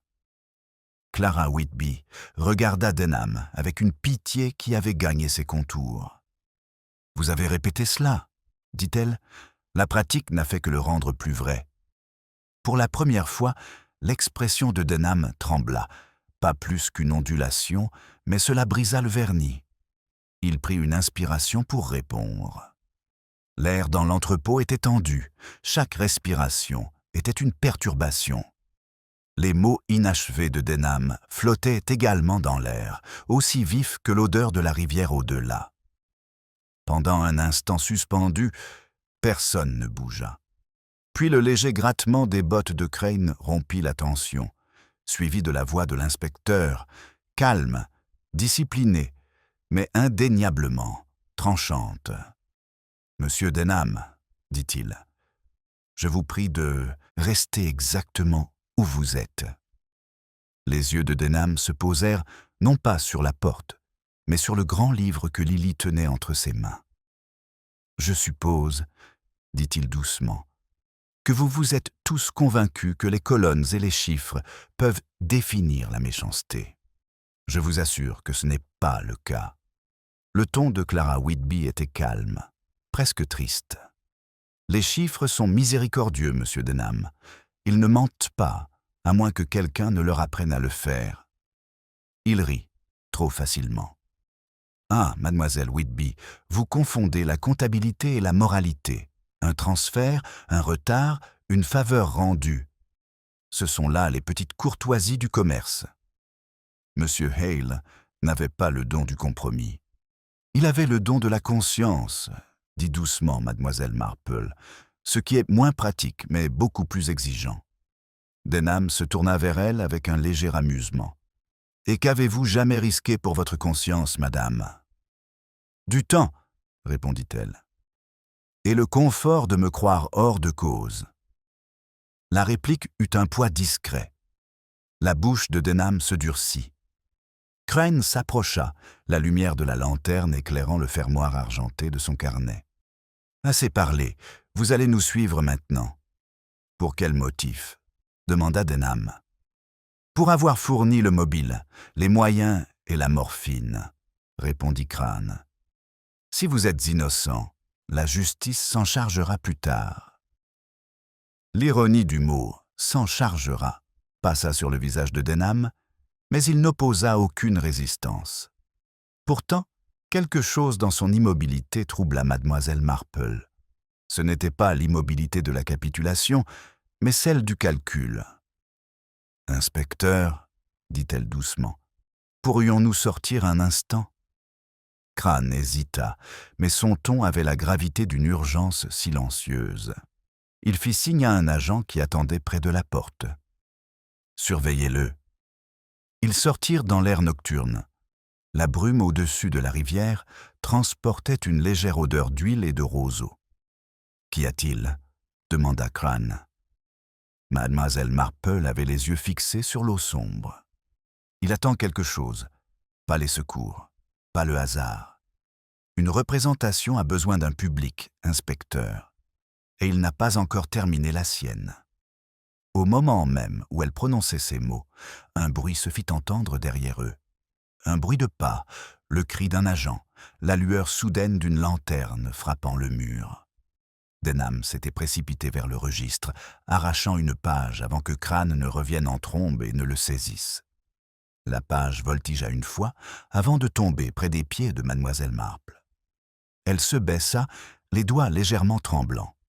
En haut de la page, de la main sûre de Hale, était écrite une note qui avait échappé aux pages précédentes. « Confiance retirée. À corriger en conscience. » Denham la vit lire la note. Son visage pâlit. « Il voulait détruire ça, » dit-il d'une voix rauque. « Il avait promis. Il... La voix de mademoiselle Marple était calme. Les morts tiennent souvent leurs promesses plus fidèlement que les vivants. Les hommes de l'inspecteur ligotèrent les poignets de Denham. Alors qu'ils le conduisaient dehors, le brouillard s'épaissit autour des lampadaires, transformant la scène en quelque chose de semi-imaginaire. Crane se tourna vers Clara Whitby. « Vous devrez témoigner, mademoiselle. Le registre complète l'accusation. » Clara acquiesça, mais son regard suivit Denham avec une étrange tristesse. « Ce n'était pas un monstre, » dit-elle doucement. « Juste un homme qui confondait sécurité et vertu. » Lily agrippa la manche de mademoiselle Marple. « Madame Denham viendra-t-elle aussi ?» Elle a renvoyé la cuillère. Cela ne signifie-t-il pas qu'elle est désolée? Mademoiselle Marple posa une main sur celle de la jeune fille. « Le regret, ma chère, est ce que ressentent les gens lorsqu'ils ont maintenu les apparences plus longtemps qu'ils ne peuvent le supporter. Ce n'est pas toujours la même chose que la vérité. » Elles laissèrent derrière elles l'entrepôt dont la porte béante ressemblait à une bouche qui avait finalement trop parlé. La voiture cahota sur la route défoncée en direction du village, la nuit s'éclaircissant dans la pâle promesse de l'aube. Madame Weatherby était assise en silence, les yeux fermés, respirant faiblement mais régulièrement. Clara regardait les champs où les premiers oiseaux commençaient à chanter timidement. Au presbytère, le docteur Haydock les attendait avec une bouteille de café et la sympathie vive d'un homme qui préfère la médecine à l'émotion. « Donc, » dit-il en jetant un coup d'œil à Denham, qui était en état d'arrestation, « c'est finalement un méchant respectable. J'aurais pu le deviner à son gilet. »« Les vêtements trompent, » murmura mademoiselle Marple. « Ça, ils conviennent aussi bien à la culpabilité qu'à l'innocence. Ce sont les coutures qui disent pour la vérité, à quel point on est intimement lié à sa propre histoire. » Denham fut emmené avant que la lumière ne revienne complètement. Le village commença sa journée, inconscient ou refusant de remarquer le tremblement sous sa routine. Le garçon du boulanger siffla à nouveau. Le chariot de lait fit entendre son air familier. La respectabilité reprit sa place. Mais mademoiselle Marple s'attarda dans son jardin, regardant les nuages pâlir jusqu'à devenir blancs. La cuillère en argent reposait sur la table à côté de sa tasse de thé, polie par le remords de quelqu'un d'autre. Sa surface reflétait le ciel du matin, innocent, vide et facilement confondu avec la pureté. L'inspecteur est arrivé en milieu de matinée, chapeau à la main, les yeux marqués par la fatigue. « Nous avons obtenu les aveux de madame Denham, » a-t-il déclaré. « Elle admet avoir apporté la morphine. Elle prétend qu'elle voulait seulement effrayer Hale pour le réduire au silence, pas le tuer. Denham jure qu'elle a agi seule, mais je dirais que leur conscience était partenaire avant même leur mariage. Miss Marple lui servit du thé, une tasse pour la réflexion, une autre pour la grâce. Les partenariats, inspecteur, ne sont jamais aussi ordonnés que le suggèrent les registres comptables. Quand un compte se clôt, un autre s'ouvre dans l'ombre. Crane se pencha en arrière, l'observant avec une légère admiration. « Vous l'aviez vu venir, n'est-ce pas ?» La femme respectable, le mari attentionné, tous ces mensonges raffinés. Elle sourit doucement. « Je n'ai vu que ce que tout le monde voit, inspecteur. J'ai simplement attendu qu'il cesse de prétendre que tout était parfait. » Il acquiesça, un homme habitué à des victoires qui ressemblaient davantage à de l'épuisement. « Je vous tiendrai au courant quand tout sera réglé. Je suppose que vous serez de nouveau en train de vous occuper de vos roses d'ici là. »« Peut-être, » dit-elle, « mais je n'ai jamais trouvé beaucoup de réconfort dans les épines. Elles défendent, mais elles n'expièrent jamais. » Quand il partit, le jardin redevint silencieux, à l'exception des abeilles qui voletaient entre les fleurs. Mademoiselle Marple regarda une fois de plus le faible éclat de la cuillère, puis la rangea dans le tiroir où elle gardait ses lettres et ses aiguilles à coudre, parmi d'autres petits objets récupérés dans les tragédies d'autres personnes. Du clocher de l'église retentit la première cloche de midi, régulière et calme, comme si rien ne s'était passé. Elle croisa les mains, et son regard s'adoucit, non pas par satisfaction, mais par cette compréhension tranquille et triste que le monde s'était simplement remis en ordre, sans pour autant être réparé. Au loin, un enfant rit, et une porte se referma doucement derrière lui. Le doux claquement de la porte sembla résonner bien plus longtemps que le son lui-même ne le méritait. Miss Marple resta assise un moment, sans bouger, les mains posées légèrement sur ses genoux. Par la fenêtre entr'ouverte, les parfums mêlés du chèvrefeuille et de la terre humide s'engouffraient dans la pièce. C'était l'heure où le village retrouvait l'illusion de la normalité, où le scandale commençait à s'estomper pour devenir une anecdote, et où la culpabilité se repliait soigneusement sous la routine. Pourtant, sous ce silence, quelque chose en elle résistait à l'achèvement.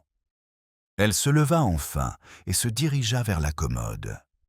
La cuillère en argent reflétait son image, un mince ovale de lumière se courbant sur la courbe polie. Elle semblait à nouveau presque innocente, et c'était cela, pensait-elle, qui rendait ces objets dangereux. Les gens pardonnaient aux objets parce qu'ils ne pouvaient pas mentir à voix haute. Dehors, la cloche de l'église termina sa séquence. Le son traversa les jardins, frappant les fenêtres du Blue Boar, de la poste, de la maison Wetherby. Le village reprenait ses habitudes. L'histoire, officiellement, était terminée. Pourtant, Mademoiselle Marple avait le sentiment que la morale, comme un nœud, n'était pas tout à fait serrée. Sa rêverie fut interrompue par les pas familiers et précipités de Madame Clement sur le chemin de gravier. « Jane !» appela-t-elle doucement depuis le seuil. « Puis-je entrer ?»« Je viens de chez Madame Wetherby. »« Bien sûr, ma chère. Asseyez-vous avant d'oublier ce que vous avez entendu. » Les joues de Madame Clement étaient rouges d'indignation.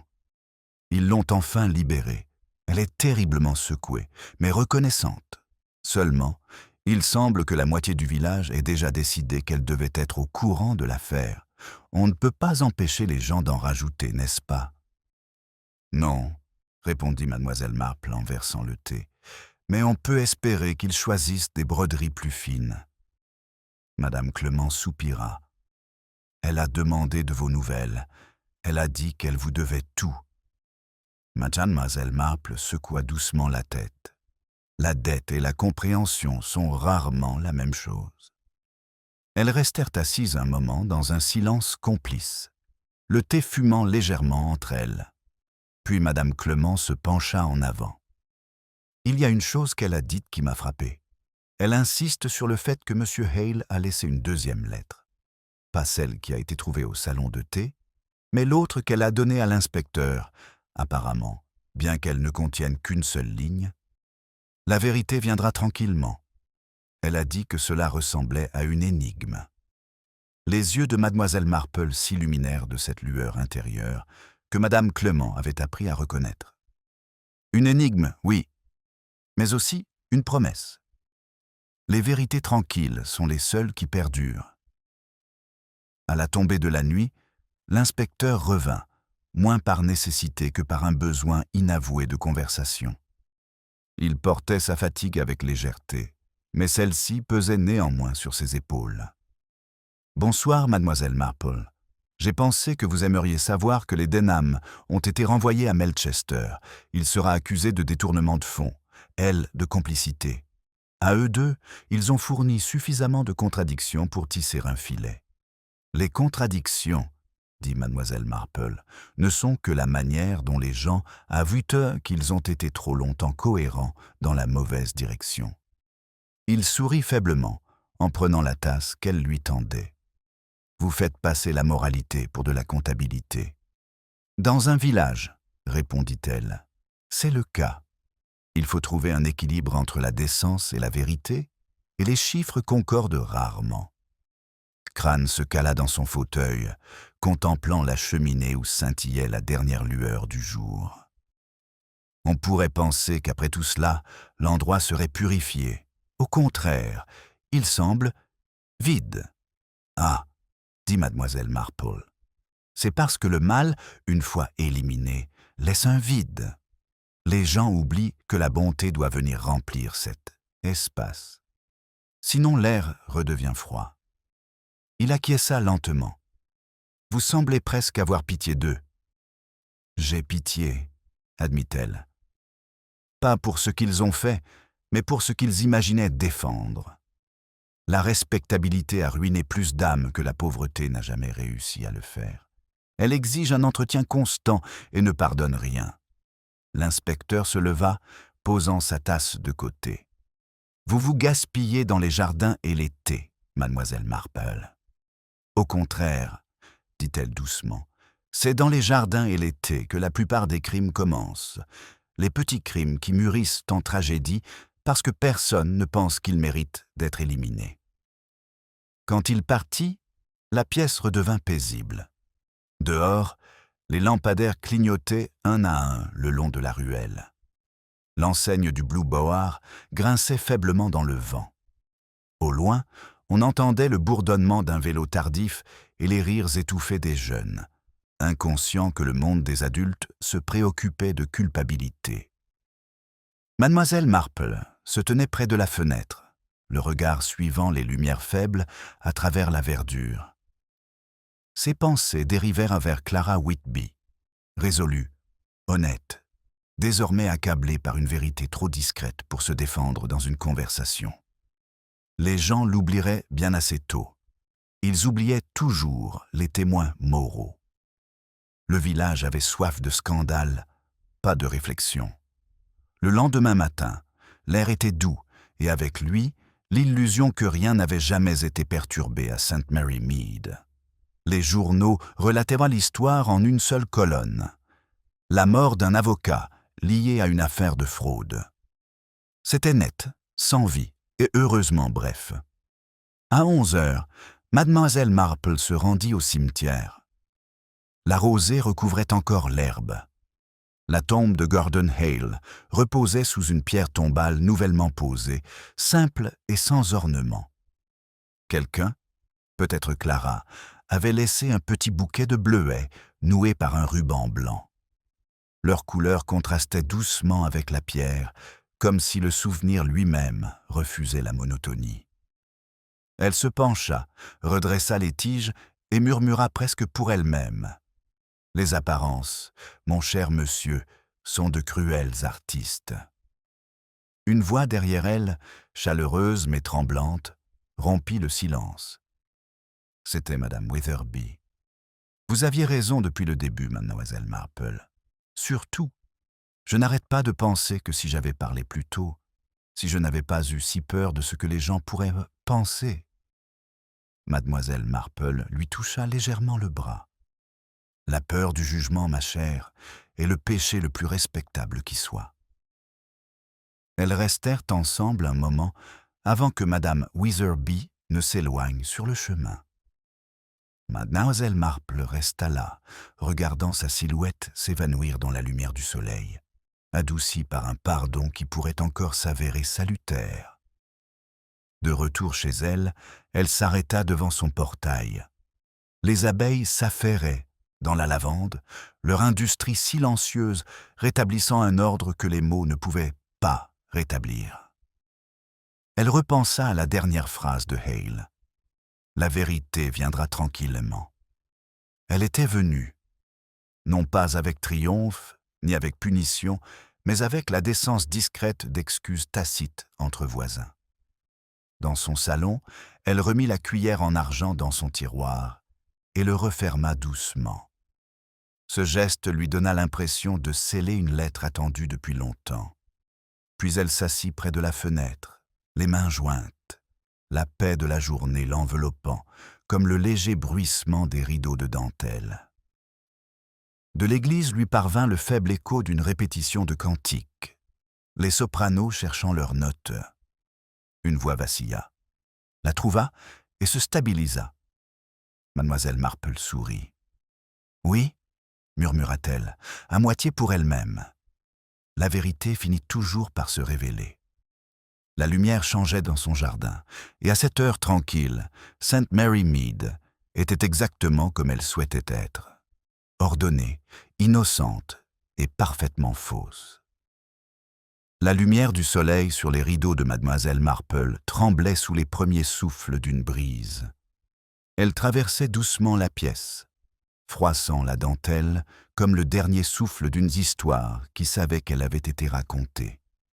La cloche de l'église, sonnant une heure, semblait annoncer un après-midi d'une sérénité banale. Pourtant, sous cette tranquillité, celle que St. Mary Mead appréciait le plus, elle sentait le poids lent de la réflexion s'installer. Comme à son habitude, elle avait emporté sa broderie dans le jardin. Les abeilles voletaient doucement parmi la lavande, et un rouge-gorge l'observait avec la patience complice d'un vieil ami. Mademoiselle Marple se surprit à compter les points, non pas pour suivre le motif, mais pour mesurer le silence, chacun d'eux remplaçant une pensée.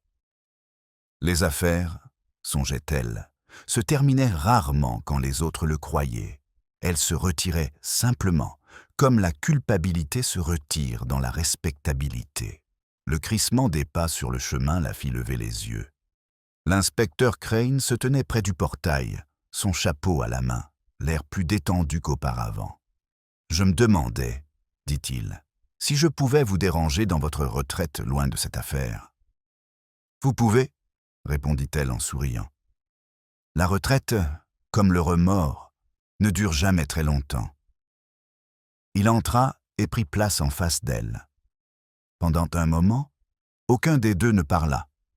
Puis il dit « C'est fini. Les Denham ont fait des aveux plus complets ce matin. Le détournement de fonds, la morphine, même la lettre.